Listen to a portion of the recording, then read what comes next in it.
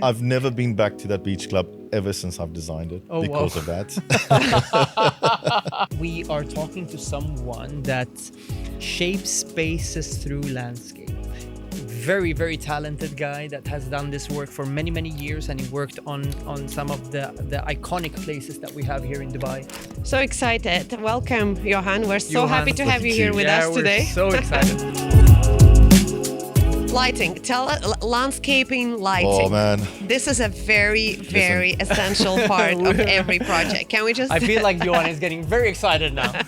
I am probably the most hated landscape architect in this town with light. Help us to create a space where people can come and escape and forget about their reality. What role should landscape have in an experience? He's just going to say that all of it. Yeah. It's all of it. Landscape sets the tone. And we can see it with Marcel Arab. Yeah. I think it's one of my favorite at the moment, Thank you so much. really one of my favorite projects. Every time when you design, if you design as if you're doing it for yourself, that's the outcome the outcome that you get out of it is the best outcome. Exactly. Hi, Valeria. Hi Shad, how are you? I'm good. How are you doing? Good. I feel like you sit so far away from me, but today Yeah, it's it's like not that. it's not on purpose. Yeah, it's okay. Yeah. Valeria, today we are talking to someone that shapes spaces through landscape, which is something that is often overseen, but very equally important. I think it's like a long due. We waited for that episode for quite some time. I think it's very good for all of us, and we have a perfect guest. We've share this knowledge. spoken about this many times, and actually a lot of our guests from the podcast is also saying how important it is to integrate, the outside ambience and the journey together with the nature and the architectural. Johann Matthyssen, very, very talented guy that has done this work for many, many years, and he worked on some of the iconic places that we have here in Dubai.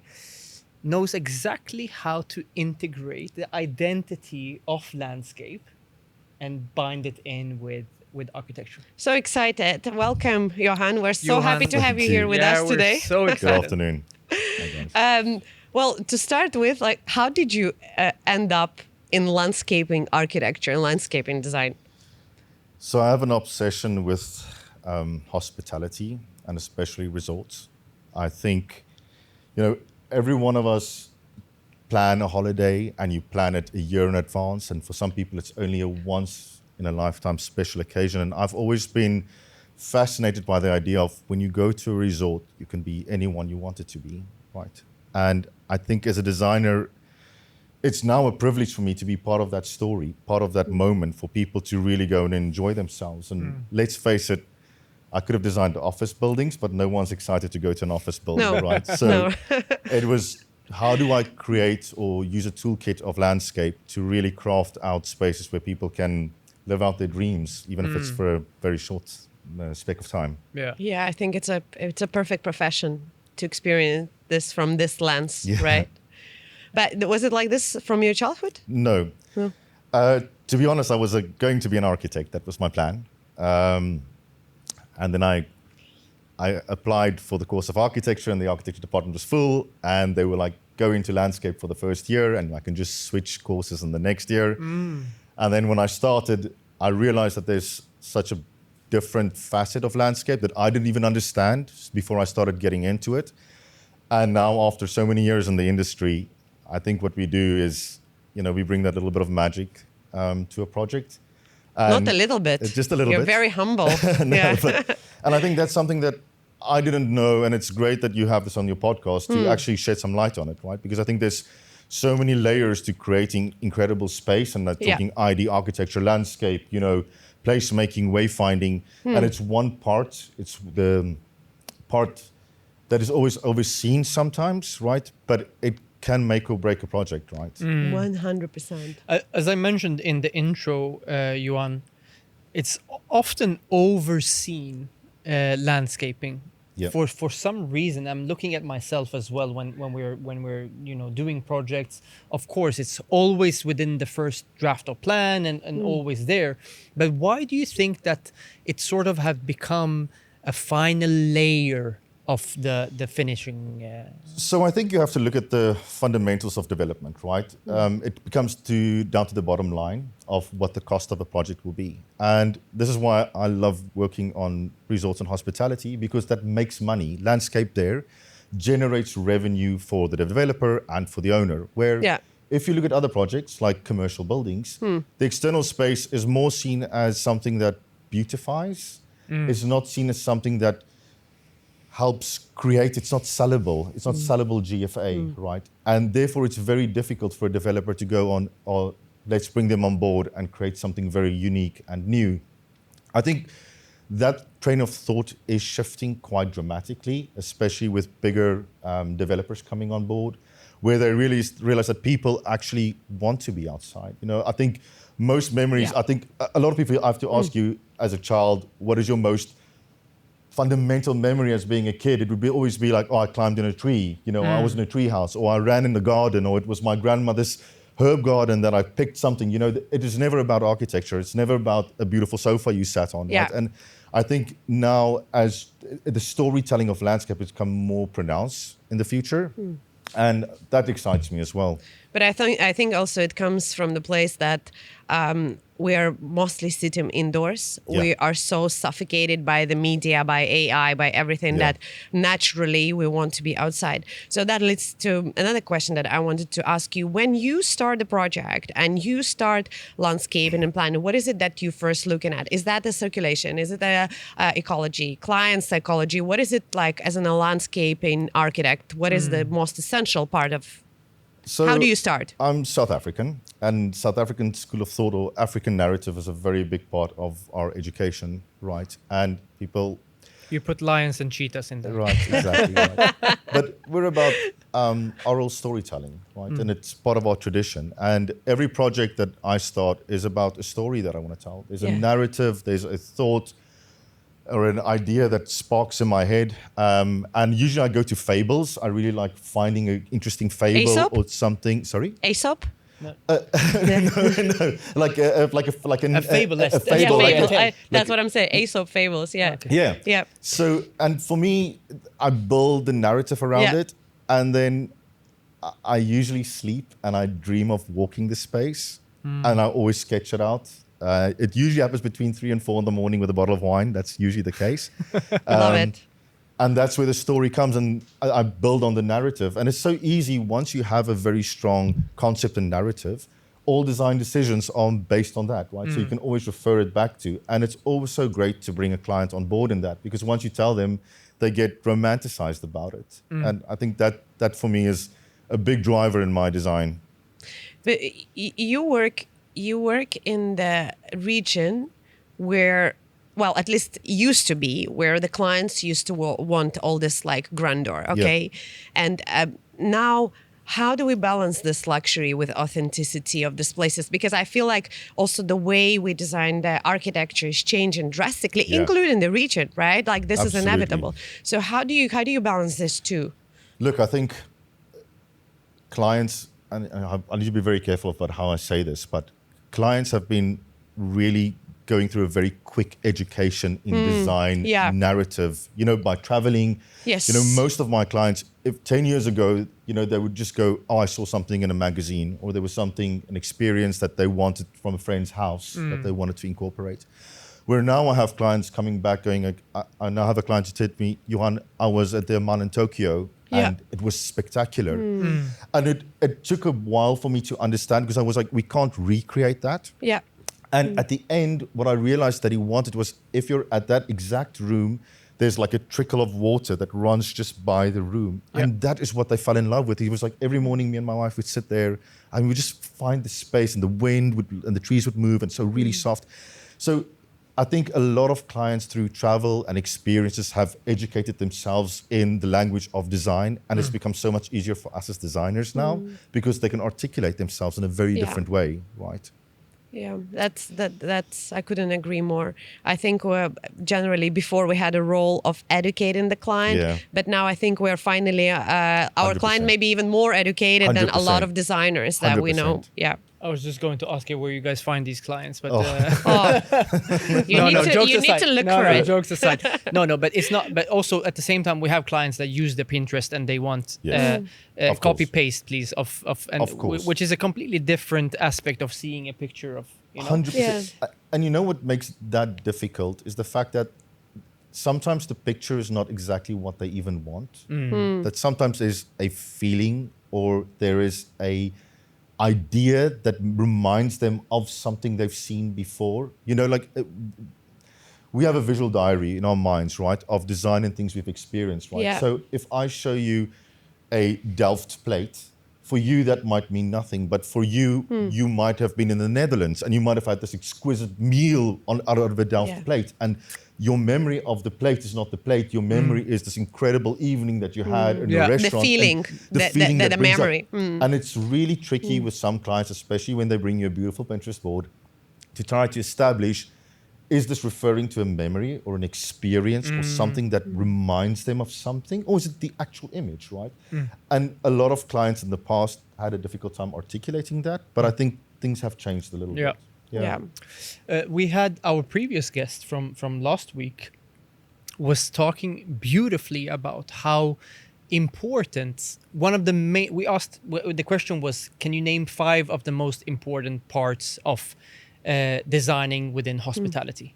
One thing that Diane was mentioning was that when you enter into a space, a hospitality place, the first thing that grabs the attention of the guest is the foyer, is the surrounding of when you enter the hotel, and that's your first hotel experience when you come to a place, which how important that part in reality is, and how you're integrating the nature with it. I'm a huge fan of Amman, and I know you've done a couple of Ammans, and I think they make things so extremely beautifully. The rooms are super nice, but why do you go to an Amman hotel? You go for the experience, which is very interesting. At another place you would say, okay, I will go for the service, or I'll go for the nice bed or whatever it is. But Amman is very, very, especially Thailand. They have other places as well, obviously, that does beautiful places, beautiful things. So when you go in and a client comes to you, especially within hospitality now, what's something that you've seen now within these years is so important and everyone is asking for? A trend? So, look, I'm a very pragmatic designer. I don't design for trend. It's just not my personality. But I want to just backtrack on something you said, which is really interesting. And there's a designer called Jonathan Riddler. He was the head of Kerzner International, and he ended up working for Denniston. And Jonathan once said to me, Johann, what makes a good resort? And I was a bit baffled, right? And this guy has worked with every single major designer and architect and interior creator. And he said to me, a resort can only be successful if you can let the operator do whatever they want, whenever they want, to create experiences for guests that they did not expect. And that is the secret of creating a beautiful resort.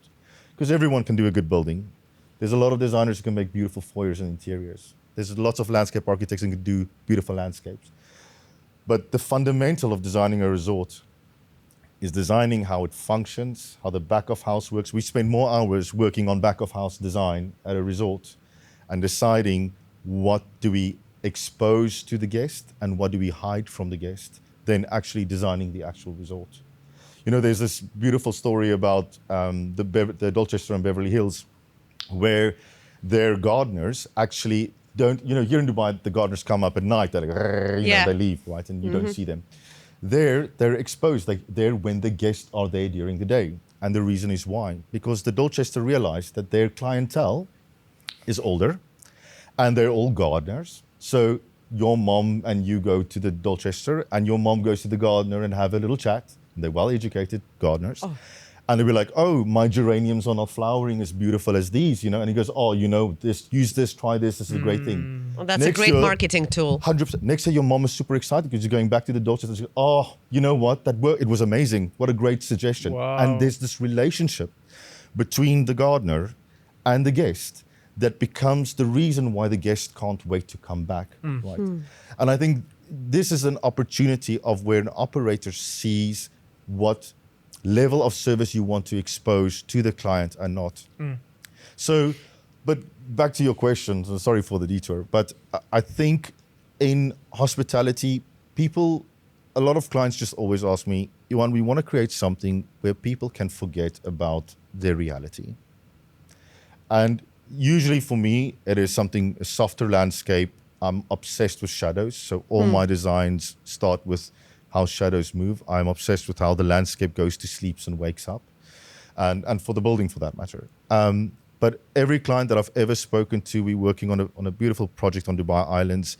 And the client's brief was just, help us to create a space where people can come and escape and forget about their reality. Because let's face it, life is hard, right? For most people, things are not always that great. So how do we create this opportunity and a place where people can just be who they want to be? And I think that's, for me, better than trained, because trained will fade, right? The great thing about a landscape architect is once the building is done and the interior is done, the building will start getting older and the ID will start dating. The landscape only gets better, Better right? and better year by year. That's so my true. advantage.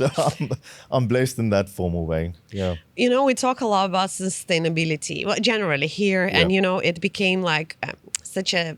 I don't want to. I mean, it sounds very cliche. Everyone talks about sustainability, but you know, what does respectful landscape look to you? Because I'm sure that when it comes to landscaping, especially in the region, you know, you need to look at the aspect of sustainability and the aspect of obviously budget when it comes to like not just sustainability per se, but also how does it affect the budget of the client?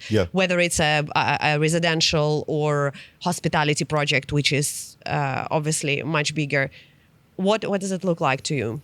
So that's a very tricky question, purely because we're in a region where, I mean, we use potable water to irrigate, right? That's probably the most unsustainable thing that you could do in anywhere in the world, right? So of course, there's ways of looking at materiality-wise. You know, you always try to source local, but that's also not the case in this region. You know, I worked on the Six Senses in Amala, and they are very pro-sustainable design, right? So there we created a very arid landscape. It's very, very dry. We used a lot of endemic adapted species for it. You know, there's things you can look at soil health, looking at shade, how we create passive shading. You know, there's all those wonderful tools that we can use. But I have to say, from a landscape design perspective, and even in a built industry in this region, working from a sustainable point of view is a very, very difficult thing to do because we don't produce a lot of things internally, right? Everything has a very big embodied energy associated to it, no matter how you look at it, right? So it's Is there a solution to that? Create landscape with sand. I don't know. I don't know the answer to that question, to be honest. Arid land, like sand, that would be the most sustainable thing to do, right? A desert landscape would be the perfect solution to the problem, right? Unfortunately, it's not always the answer to the problem. Yeah. No, that's. I'm also asking from personal, for like looking at the project. How could we possibly save on the behalf of the client, you know, and that what would be the solution?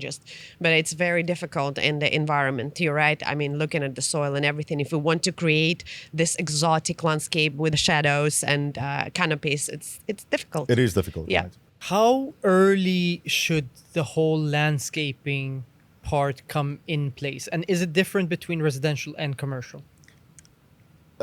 Yes.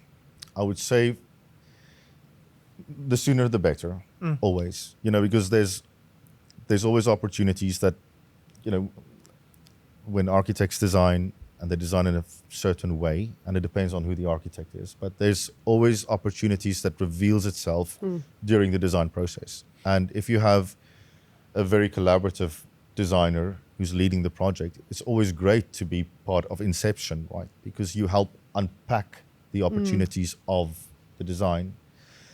When it comes to residential, it's a little bit different, right? Because it's designed on a very personal level, and there's not always a lot of land available. You know, the problem in Dubai that I have here with residential is people build boundary to boundary with a 1.5 meter offset, you Yes. know, Yeah. and then clients phone me like, oh, we want you to come and design something. And I'm like, honestly, just plant trees in a row. That's what you get. There's nothing that I can do. There's no value I can add as a creator for this. And that's usually the case in most residential projects. But I have to say, we've done 2 or 3 projects in, example, Nar Al Sheba, where you do have a little bit of land and clients do see the value in what we do. And usually it's with fantastic architects who wants to Yeah. collaborate from day Yeah. one. And that's when the beauty happens, right? Well, you said, again, to just, add up to this conversation about the sustainability and about, for conservation driven, projects, when you don't want to touch the current condition, right? Yeah. And it might be actually, you're from South Africa, so you probably know it better than anyone, like that you wouldn't want to touch. How do you design around these projects? And this is very closely to resorts, safaris, and to right. everything that is, becomes very popular in the region and in North Africa. Exactly right. I think there's more than that layer to that, right? I'm a big fan of the UNESCO World Heritage. They've got this Borough Charter, and the Borough Charter says you can change as much as you want without doing too much. Right? It's like this little conundrum of a line. I worked on a project called La Mon Bramant in Mauritius, and the project didn't have any heritage as an object, but it had a very significant event that happened on the space, right? And it was with Norman Foster was the architect, and what happened on this site was there was during occupation, the people were on the mountain, and when the boats came to tell them that slavery is over, they thought that these people were coming to get them, and they all jumped off of the mountain and died. Right? Oh. So it's like this really sad space. And the question was, from a design perspective, is how do we keep the memory and respect that of site, but still create something that sits well within the landscape? And it's a very tricky thing to do, And Very. so there's a lot of, if there's a physical object, like I worked in Montenegro and there was a beautiful little church that had heritage value, and you could just corner it off and use like, we'll figure it out. Working with a physical object is a lot easier, where if you work with a story or a historic event, that's a harder thing, because there's a form of respect and there's a clash, a little bit of use, right? Because there's something that really sad happened and you want to put something that is really exciting in that space, right? Yeah. So conservation is a very interesting word, right? And I think it's always easier working with physical objects rather than working with the idea of something. Yeah. One of my favorite places to go to when I'm in Milan is actually the back garden of Bulgari Hotel. Yes. It's one of my Beautiful. favorite It's places. amazing. That tree Yeah. is incredible, It's right? amazing landscaping and super, super talented. And it's so natural and raw in its essence, But do you feel that people or clients are more open to a less manicured design and maybe more a natural look, or Yeah. like how? So, look, I think there's a world for both. There's a very great talented designer, landscape designer called Luciano Gubelé. He does these very clipped, formal gardens, right? And he works in the UK, and it's exquisite. I mean, this guy's at Chelsea every year. His work is very layered, and the way he reveals things to you through the garden is spectacular. And in like Florence, there's the Tivoli Gardens, right, which has this rough and structured together with it, right? I think there's more a movement at the moment where people want something a bit more looser. And especially in this region, because of our lack of natural landscaping, when people want something, they really want to feel that sense of escape when they come home, right? So there's a bigger trend at the moment for that, this more tropical landscape.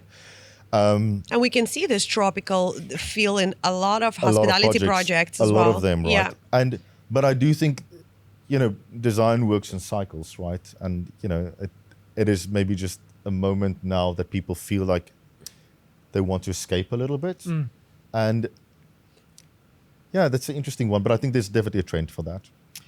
Do you know Bosco Verticale? No. In Milan? It's 2 towers, and they have each apartment have a forest on the balcony. Oh yeah, that's on the new part, right? It's in the new park. Yes, actually, I've so seen up, it. up north, and that whole ecosystem that they created there is so interesting, and you can actually see that a lot of building is adapting that now. But Yeah. it's a building, and the whole architectural design was based on that each and every apartment should have a balcony, and the balcony has its own forest. Yeah, but I'm talking again, big trees, Valeria. Huh? I think it's a very region related. Like if we Yeah. look at Southeast Asia, it's very easy to design something like that. Yeah. Whilst in our case, we are focusing, okay, in the areas, like we say, in resorts or areas where a person can get away, but we cannot implement it throughout the entire country. It's very difficult. It's 100%. unsustainable in so many ways. And you also need an advent gardener, right? You need people who have a love for gardening. I work on so many projects, and the architects always show like these balconies with planters and things. And then you're like, the people who's probably not staying there the whole year, so who's going to maintain it? And then you have to have people walking through someone's apartment to come and maintain it, and people don't want to have people have access. So that's why. I mean, One Palm is a very good example, right? It was supposed to have this green trellises and things, but because of accessibility and people not being there all year round, and some people not having a love for gardening, it's a very European concept that people would have planting on their terraces, right? Actually, what they do is that they have cranes, just like how we have maintenance on our skyscrapers, and they come and clean the windows. They have maintain. cranes So part of and the they glazing is like maintain part of the it cleaning from system. outside. Yeah, Wow, that's incredible. It's incredible. This is And the whole integration with the water system is already planned for Yeah. in all of Oh, the. wow. Yeah, That's amazing. Johan, what role should landscape have in an experience? Listen, he's just gonna say that all of it. Yeah. It's all of it. no, landscape sets the tone, it sets the mood. It's like, And we can see it with Marcel Arap. yeah, Yeah, it's a great example. I think it's one of my favorite at the moment. One Thank of you my so much. really one of my favorite projects. And I think it's this whole area that's creating with the shading and, like we said, very tropical feel to it. And you kind of going through all this Yeah. not straight pathways but slightly curved. I think that's what gives this project, like you said, it adds a touch, completely different touch. exactly. And it's one of those tools that it creates a bit of mystery, and it can, especially with Marsa, you drive in, and because of the scale, I mean, you can still see the building at the top, but there's a little bit of mystery. Like, you don't know what you're going to find. If you drive it for the first time, you take the road and it goes a bit left, and you see the Burj, and you turn a bit right, and you can see, the marina. And then suddenly, there's the drop-off, and the drop-off is the reveal. It's the negligee. It's the here it is. This is the moment, right? And landscape is a tool that can create that sense of anticipation, right? Where if you didn't have it, then it would have been revealed from the moment of arrival. So for me, I think landscape is such an important tool to set the quality and the tone. And if you think about a corporate building, right? A corporate building is usually very clipped, very clean, very neat, because it sets the tone. It's a corporate environment. The minute you arrive, this is business, right? And in resorts, it's a bit softer and a little bit more flexible, because you're supposed to be a little bit more relaxed and a bit more comfortable. So it has a place, right? And perhaps, from my opinion, an important one. Yeah, definitely. What does outdoor luxury looks to you like? I hate the word luxury. Yeah, that's hate it. Okay, nice. Yeah. What would you say instead? yeah, absolutely. I agree with you, but It's one of those words that's just been yeah, overly used, especially in this town, Yeah. and especially where people make a promise of luxury, and it's not people don't understand what word luxury Yeah. even means, right? It's a fad word, thinking opulence or a lot of things, and so it's got a very negative connotation for me. yeah, and I think especially with the development. region, right? In that, like, it's actually not the word that we even use here anymore. Like exactly in right. the but it used to be that thing that attracts a lot of people coming here. 100%, right? Because, what is luxury? Luxury is the dream, right? Luxury is the mythical thing that everyone wants. And the minute you have it, like, there's a feeling about it, right? There's a moment that goes along with it. So I think, you hear the word term barefoot luxury. People throwing that around a Barefoot lot. Yeah, luxury. Barefoot luxury. yeah, barefoot just luxury, buy- settled luxury. Exactly, There is so buy many. good shoes. You don't. You're like that. It's such a horrible term because it's been abused so much, Yeah. right? So something that's supposed to be really beautiful has become just something that's just been overly stretched. But I think, for me personally, my objective is always to create beautiful, happy places. And if I'm a very selfish designer. I usually design for me and my family. So whenever I do something, that's what I think about. Like, is there a butler station? Is there a bar close enough Yeah. for me? Is there a little shallow pod for my Yeah. kid to swim? Like, it's very personal whenever I create. And whenever I go to a place and it brings joy to the people I love in that space, then I feel I can rate it as go like, yeah, this is a good design. This makes. We were at the Six Senses now in Koh Samui, and my wife's very into yoga. I'm not, and she woke me up at 6. She's like, "Come on, you have to come with me." Me and my son, we go down, and you go down this little pathway, and there's this little shala on the ocean, and you hear the water come. And we had this beautiful, beautiful yoga ceremony, and I'm not even into yoga, and it stopped, and I said to my wife, I feel creatively revitalized. Nice. And that moment on a piece of paper, you would not say that would change people's lives. And every person we met at the resort, we're like, oh my God, did you go to the yoga? Like, did you do this, right? Yeah. And it's that one moment in time that you go, this is good design. And there's nothing about it. It's full timber pillars, a little bit of shade. That's Funny it. you say that. I had a very, sorry, Valeria, I'm interrupting you. I had a very, very similar experience also with a yoga class in up in the jungle in Ahangama in Sri Lanka. Yeah. Very similar. So can I tell you, I had a 39-year, my birthday was there, and I did not want to go to Sri Lanka, ironically, and my wife, she forces me to go everywhere. And we had this sky villa over the valley, and I woke up at like 5 or 4 in the morning on the day of my birthday before they could sing to me, so I made myself coffee and I was sitting on the patio, and suddenly you just hear in the valley, the master chanting started, right? And it was echoing through that space, and the mist was just coming in.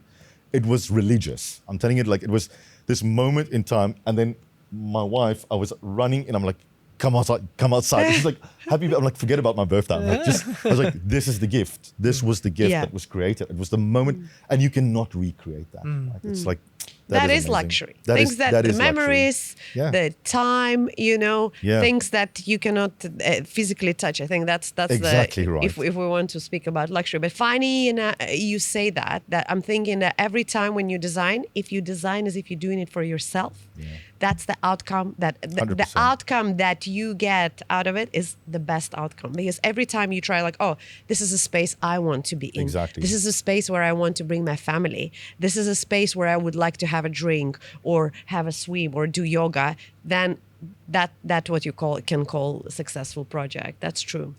I love where this conversation is going, guys. It's long overdue that we sit down and talk about actually landscape.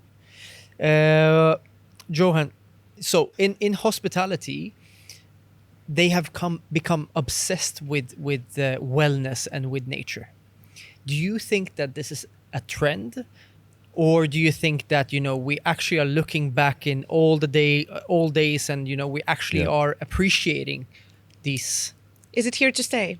Look, if you asked me before my trip now to Koh Samui, I would have said it's just a design fad, right, personally. But historically, nature has been the most healing thing out there, right? And I think we all just have a need to be back in nature in whatever form of well-being that means. I don't know if you guys do grounding. It's where you take off your shoes in the morning and you go Well, stand I've on heard the about lawn. it a few times. It's a I would like big to do that. I just fad don't as have much well. time to do the grounding. Literally, exactly right. Do But you do that? No, I don't. My wife does. He's right? forced. But Yeah. I'll tell you an interesting thing. In South Africa, when you grow up, you never wear shoes, right? Like, as you grow up, you wear shoes when you go to church, and then probably when you're 14, you'll start wearing shoes. You're always like barefoot, and you're like always like running around. And we moved. It wouldn't work in Russia. Right. I'm just looking at you like, oh my God. Well, and we moved to Montenegro, and I had my son running around barefoot, and people were like, "Are you guys poor? Like, dude, like why is he not wearing shoes?" Right? And now there's this big movement that, especially in Europe, they're getting rid of play surfacing under kids' play areas. That's usually considered to be safe. Yeah. Because a lot of kids don't learn to balance because they're always having shoes on, right? So they, like when you were, I don't know if you Makes remember, sense. when young you walk on a timber beam Yeah, and you yeah, get yeah, to yeah. Yeah. So I think there's this connection to nature and something that becomes more organic that people just want and need. And let's face it, there's nothing as spiritually uplifting than sitting next to a beautiful water stream rather than sitting in a yoga room, right? So which one would you rather want? So I think it's a trend at the moment, but I think it's a trend that will stay. And I think a lot of brands that already have, but a lot of brands are catching up to that as well, where we get a lot of clients now asking for things like cold plunges in the garden, like a hidden cold plunge space, right? And so I think that there's a bigger drive towards that at the moment. Yeah, I think it's just not just about the biohacking. The trend evolves around biohacking, but and like you said, cold plunges. But landscaping been always part of wellness, Yeah. right? If you go to Bali or Thailand or 100%. anywhere in Southeast Asia to any resort, it's definitely that is 100%. the wellness, right? 100%. Absolutely. I mean, just think about even the plants in their generic form have so many healing properties to them as well, right? Like medicinal, Yeah. right? And just so even if you go from a naturalist point of view, and not, I mean, I love Western medicine, but even if you were to go the extreme, you could, right? I mean, what most people don't know, if you're at a restaurant and mosquitoes bite you, just take a piece of mint and rub it against your feet and the mosquitoes Yeah. won't bite you, right? And it's something as simple as that. Does that which it works. It and you can get works, it it in works. every single restaurant, Yeah. right? So instead of sitting there being eaten alive, you can just ask for a piece of mint and sort Yeah. out your life immediately, right? Oh, I didn't know that. So there's so many more facets to just, to wellness and well-being connected to landscape and connected to nature. So yeah. I actually have a project now, and I will show you the renders afterwards. And the client, we put a lot of nice, bushy plants and try to make it a little bit cozy. And he came back and he was like, "I hate mosquitoes. I don't want mosquitoes. Yeah.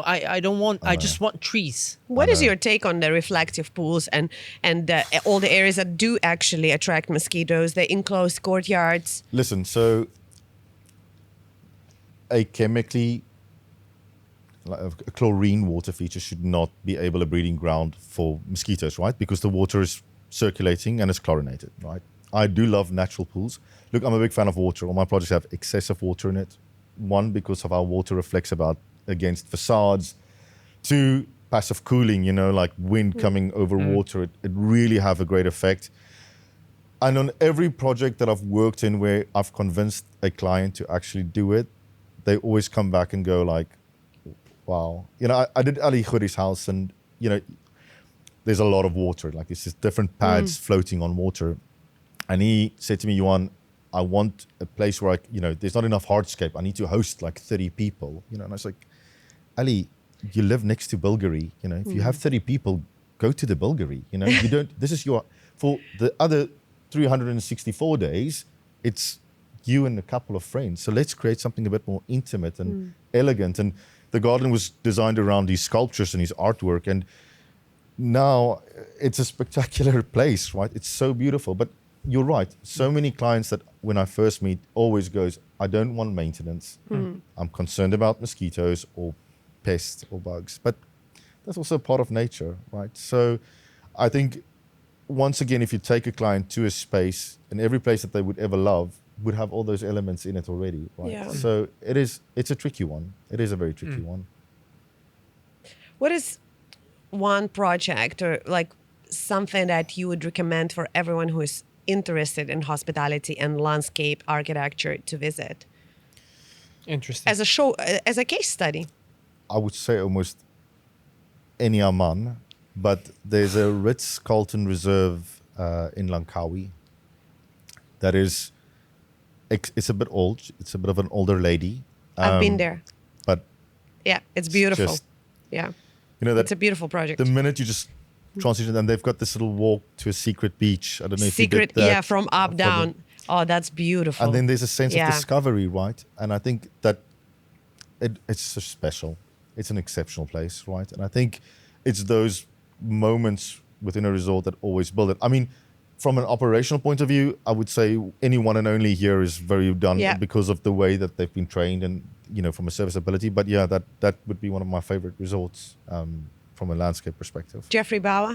Yeah, that's it. Yeah, I think it's also a beautiful a transition between landscaping and the architecture. Super. Because you know how you transition from the walkway Yes. over a bridge, the landscape gives way, and the buildings all float. We had this little beautiful villa over the water, but there's always this transition. You never fall into the building.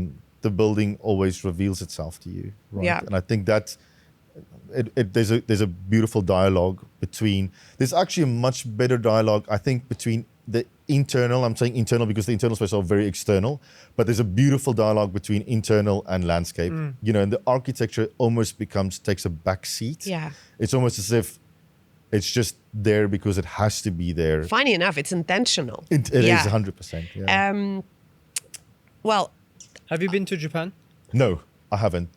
Wow. Every time I want to go to Japan, I struggle to get a missed- visa. So Oh, really? This is my struggle. So yes, I definitely want to go to Japan. Wow. that's know. our plan for next year. Yeah. I feel like You- everyone in Dubai been to Japan.